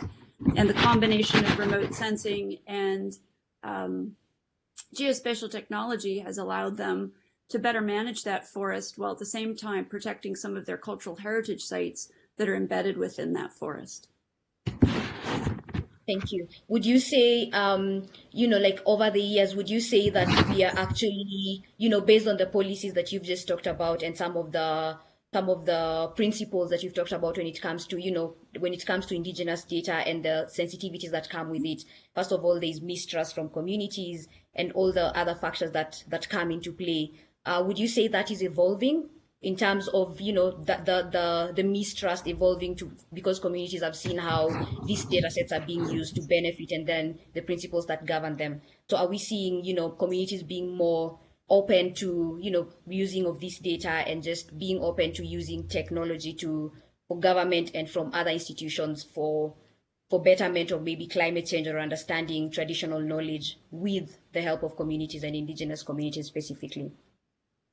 So in the U.S., there are more than 570 federally recognized Native American tribes, as well as state recognized tribes and other indigenous communities. So I can't speak for, a general trend. They each have unique issues and values, but I think when I started in the late 90s, these, with the high resolution satellite on the forefront, these were beginning to be issues, but really weren't well recognized. And I am so excited now to see, 20 years later, this fantastic global network focused on indigenous data sovereignty, led by Dr. Carroll and her colleagues. And I think the methodologies that they are applying include, Jane was talking about MOUs and some standard, data sharing or licensing agreements that would protect the data or make sure that it's used appropriately are phenomenal tools that I'm glad to see more and more, at least in the US, more tribal governments are employing them. Thank you, Leah. I don't know if, Steve, can you help me check if, I can't see, is there any other question from another platform? I know we are monitoring Slido, or anyone from the audience who has a question they'd want to put in the Slido chat, as well from the speakers section. Stephen? No, we're all good. We if you can just wrap up, we'll Okay. move to the closing remarks. Thanks. Okay. So thank you so much that was really insightful for all the speakers. I think I'll just want to encourage everyone to stay online for a few minutes. We'll go on to Stephen's closing remark for the summit. Thank you. Thank you.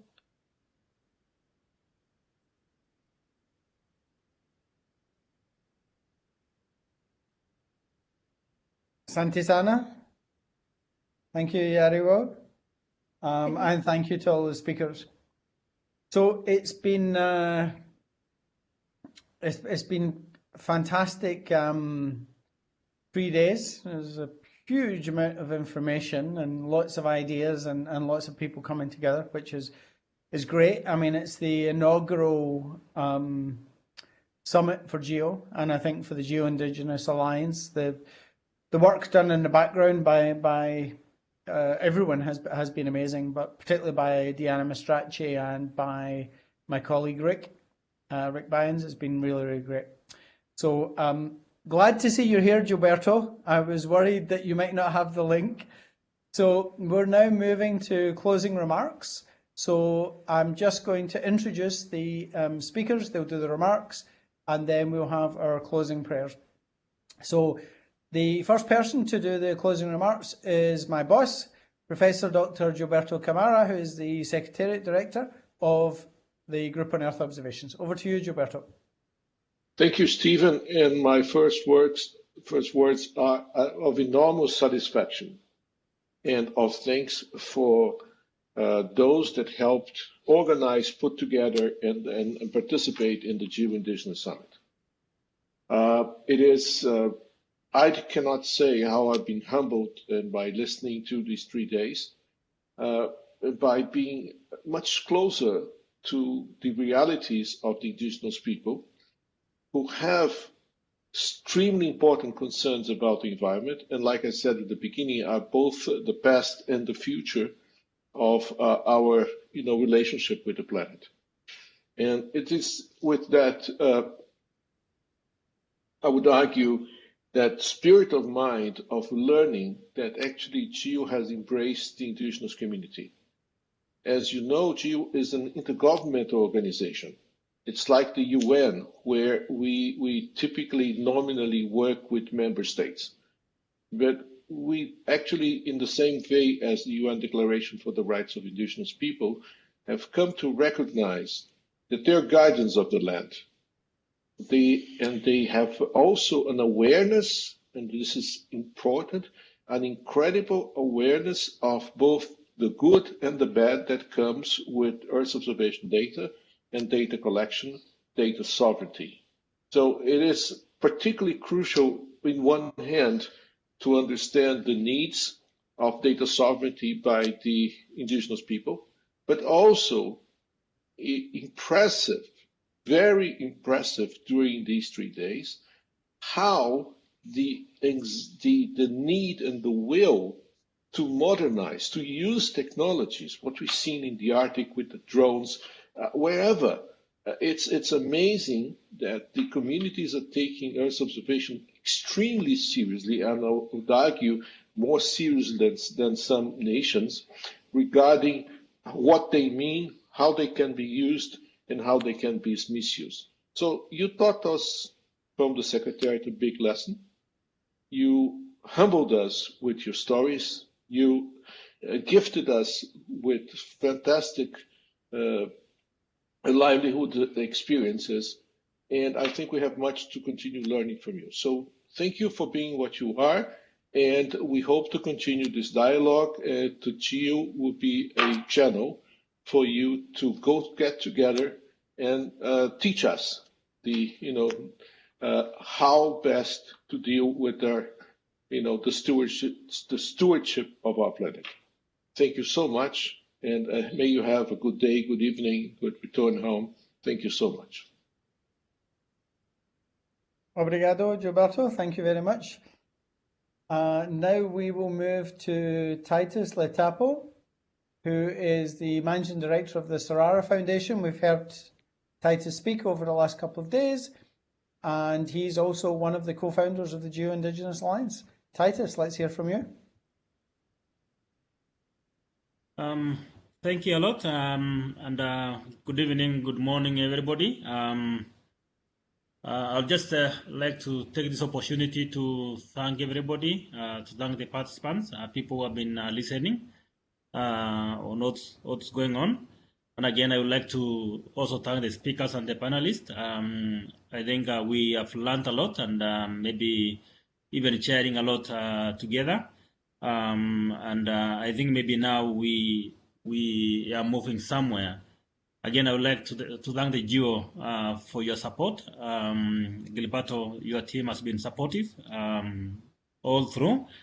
And I think without you, we could have not maybe had this opportunity to organize this conference. I think we started small when we are in Canberra in Australia during the GEO week. And I think now the alliance is growing very much. I think we, as an alliance, we need to make sure that women, especially indigenous women, get involved more within the maybe Earth observation data. We need to see their role coming out clearly, and again their participation, so that maybe we are able to support them. So mine is just to say thank you to everybody. I thank maybe the organizing committee. You did a fantastic job, and I think maybe going forward we need to grow this alliance to include more indigenous communities across the world. Thanks a lot. Asante Sana. Thank you, Titus. And now to my good friend and colleague, Mr. James Rathlingleaf, who is a cultural intelligence consultant and another of the co-founders of the GEO Indigenous Alliance. James. Well, thank you, Steve, and thank you also to the global community here being with us for the last 3 days. Gilberto, let me begin to say thank you again for your support, your participation, and also your words of encouragement to continue the journey we are on to help support our planet, to protect our planet, and to sustain the people on the planet. So we welcome and thank you for your leadership. Also, want to say thank you to the GEO staff, Steve and Rick and Diana, for all your help. You know, it was a lot of effort to put this together. But I also want to say that to give us words of encouragement today, to remind us about our responsibility to the planet. And so what I heard these last few days was Indigenous people and our allies sharing what they're doing to practice this responsibility of taking care of the earth and taking care of our communities, taking care of our cultures.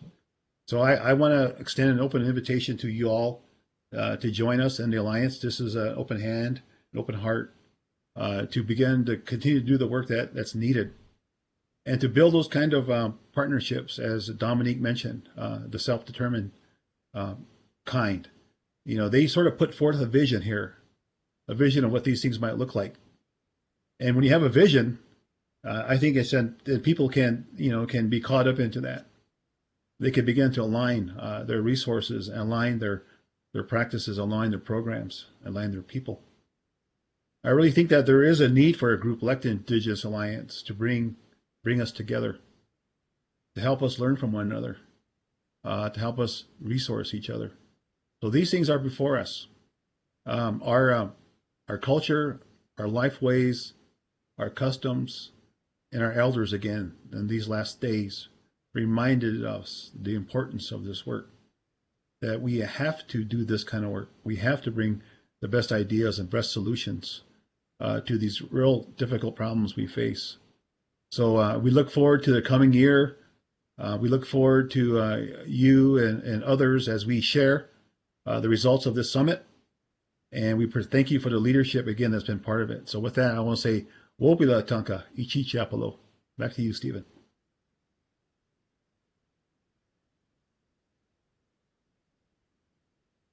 Thank you, James. You need to teach me how to say thank you correctly in your language. I can say it in all the others.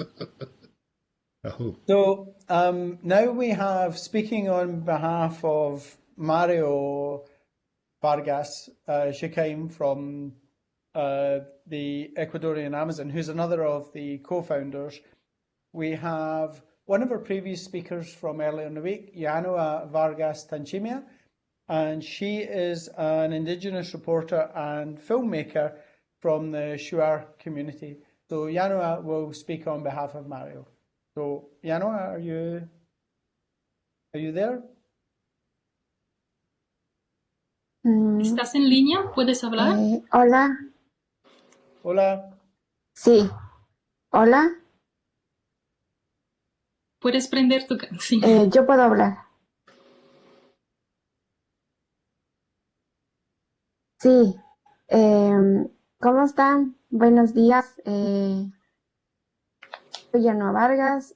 Quiero compartir sobre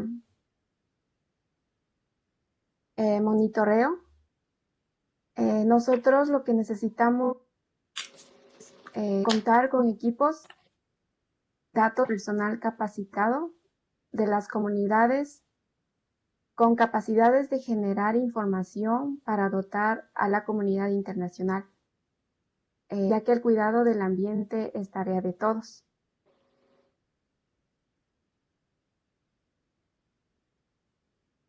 Gracias, Yanua. Diana, so I will translate now. Sí, lo voy a traducir, gracias. So hello everyone, my name is Yanua Vargas from the Ecuadorian Amazon, and what we want is to have equipment, data, and trade personnel from the communities with the capacity to generate information to provide international community, since the care of the environment is everyone's task. Adelante. Queremos aportar a la comunidad internacional con los conocimientos de nuestros sabios que conocen sobre el comportamiento y el cuidado del ambiente. We want to contribute to the international community with the knowledge of our wise men who know about the behavior and care of the environment.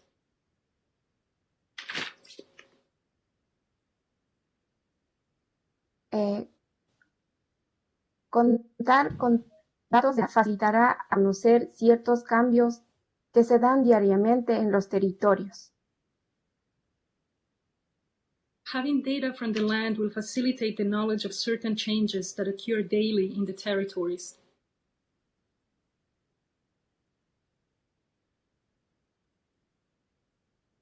En el tema de monitoreo hemos podido tener 2 capacitaciones en el uso y manejo de drones para el monitoreo de nuestros territorios.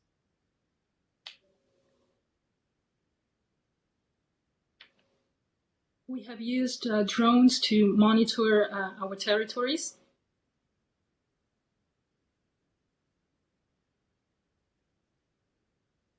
Sin embargo, nos hemos podido juntar para poder realizar y lo vamos a seguir juntándonos con todas las personas que hemos podido recibir esta capacitación para que no solamente pueda quedarse ahí, sino también ya generar datos.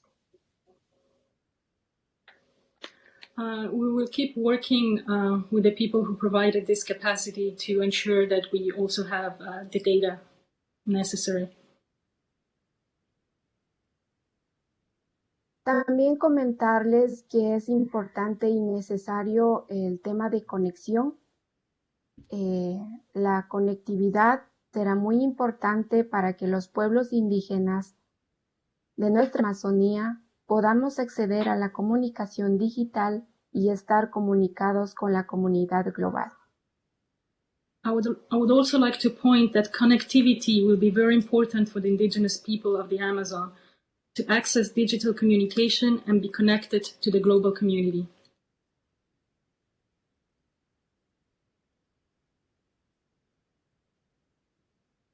Además, servirá mucho como aporte a la comunidad educativo de la Amazonía, en donde estarán participando mujeres, niños, niñas, sabios, sabias, de las comunidades que viven y habitamos en la selva. It will also serve as a contribution to the educational community of the Amazon, where women, children, wise men, and wise women of the communities will be participating that live in the forest. Ese es mi compartir desde estos espacios y muchas gracias por su atención. She's thanking everyone for her time and for having the opportunity to share this message with you. Gracias. Thank you, Yanua. Muchas gracias. And thank you, Diana. Gracias a ti. So our final speaker now is from the United Nations. Again, another speaker who we've heard from earlier in the week, Einar Björgo, who is the Director for the Division for Satellite Analysis and Applied Research at UNOSAT, which is part of UNITAR. So over to you, Einar. Thank you very much, Stephen, and good evening, everyone, and congratulations on this summit. Allow me to say a few words on behalf of my boss, Assistant Secretary General, Mr. Nicholas Seth. He's also the Executive Director of the UNITAR. He unfortunately could not be with us, but he asked me to convey his greetings and also then to say a few words on his behalf.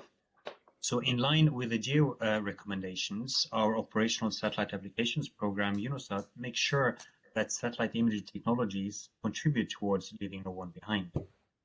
I was able to learn a lot during this week, and I also saw how much this technology can contribute to in just that. in terms of leaving no one behind, because this technology ensures objective information. It ensures global coverage and both a historic record of changes as well as monitoring capabilities. But this is particularly important when discussing solutions for indigenous communities. The objectiveness of the Earth observation data makes them ideal for scientific studies, but also to couple with a vast range of what we call in situ information from local communities.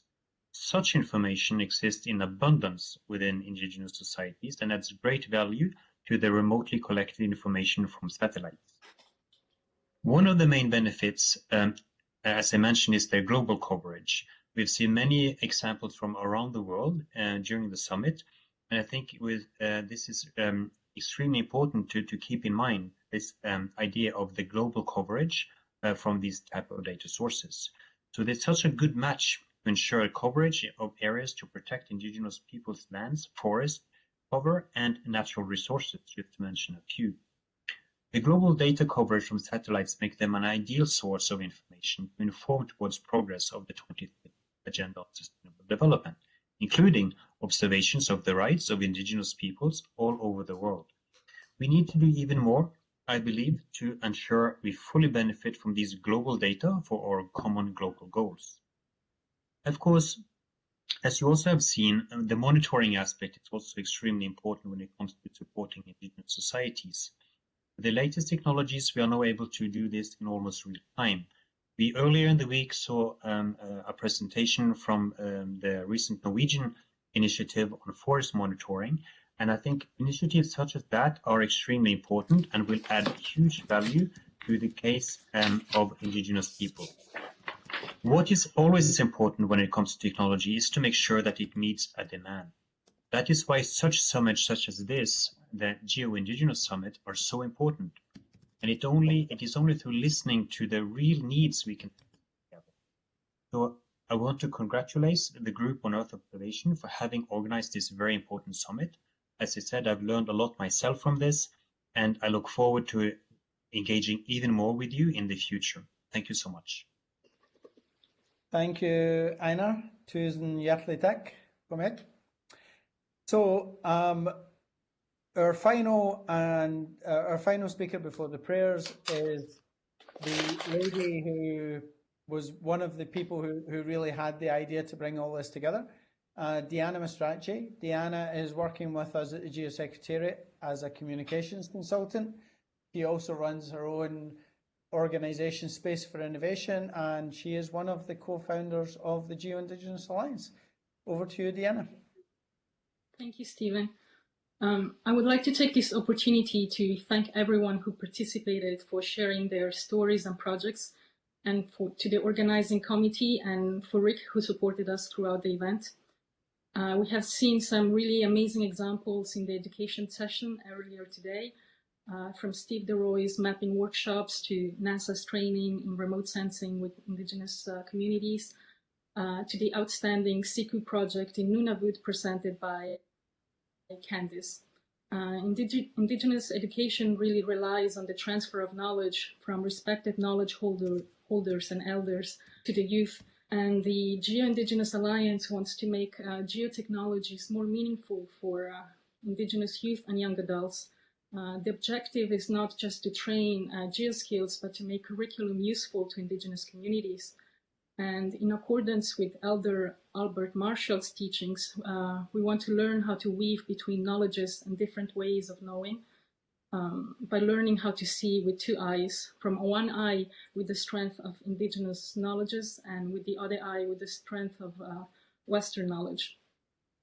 So thank you to everyone once again for participating, and it's been a great 3 days, and I look forward to working with you in the near future. Thank you, Diana. Grazie mille. So, I will now hand over to James Ratcliffe Sr. again, who will take us to the closing prayers. James. Well, Stephen, again, for all of us who were in the beginning, the first day, we had a great opportunity to have one of our elders, one of our cultural leaders, and elders begin this summit. And when I say a good way, and what I mean by a good way is that we bring everything that we have as Indigenous people to our meetings. And when we come to share, when we come together, it's important that we remind ourselves again our relationship to the world and to the universe. And we do that through our own unique spiritualities. So it's my great pleasure to introduce one of the elders, one of our storytellers, one of our great thinkers. Her name is Gemma Lockhart. She's a Shishanga Lakota Yate, and she will close us out with a prayer. So with that, Rick, would you bring up her video? Thank you.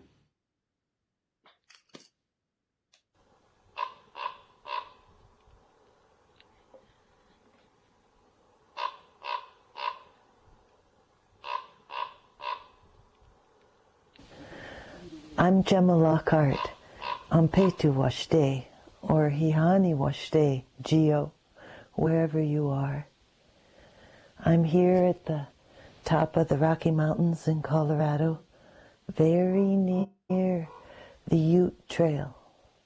And here is a closing offering to thank you for your work, your values, and a good way forward.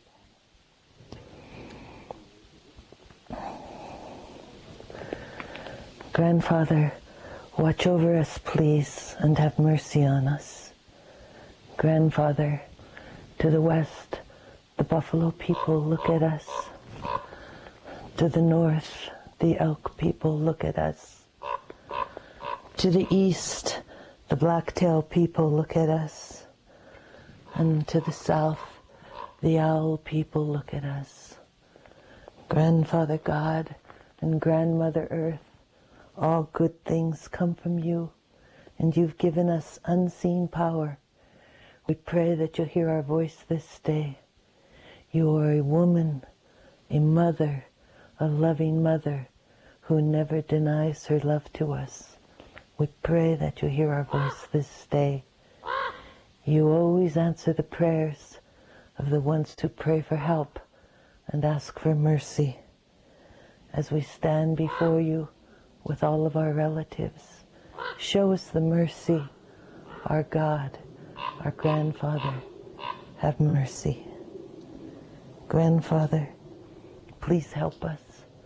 Give us strength and courage to do the right things today and in the days to come. Mitaku e o ashne. Wopila.